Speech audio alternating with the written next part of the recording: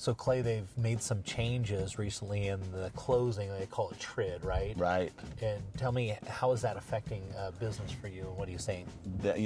TRID stands for the TILA RESPA Integrated Disclosure Rule, and it was put out, and it's just brand new.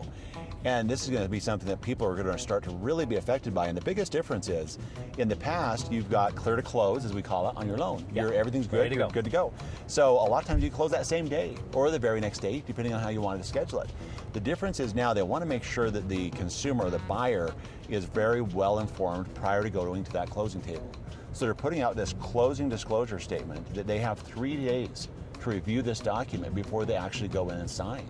Interesting. And so it really has been kind of a difference as far as, now they look at it and there's no question that was going to rise at closing because they've looked at that. That's beforehand. really good, though, because sometimes you show up at closing and the lender have done something crazy, and now all of a sudden they're forced into a situation. Yes. Now there's some time to work that out, which... That's exactly right. Yeah. And in California, it's an escrow state, so they'll take 30 days. I mean, the money and the title sit in one location. They just hold it for 30 days to make sure everything's squared away.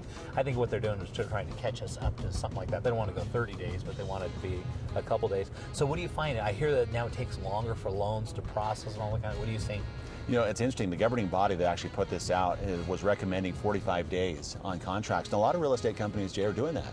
They're saying 45 days. Well, we just finished our first one not too long ago, and it was 21 days. Really? Even with all the delays? And even with the 3-day wait and everything, and being one of the first ones, because we're working through some of the kinks there, but we've really prepared well in advance. And our goal has always been just to give every buyer that world-class experience at Castle & Cooke Mortgage. And so we've really focused hard on making sure that we can do that and still keep a reasonable time frame, even with these changes that have happened.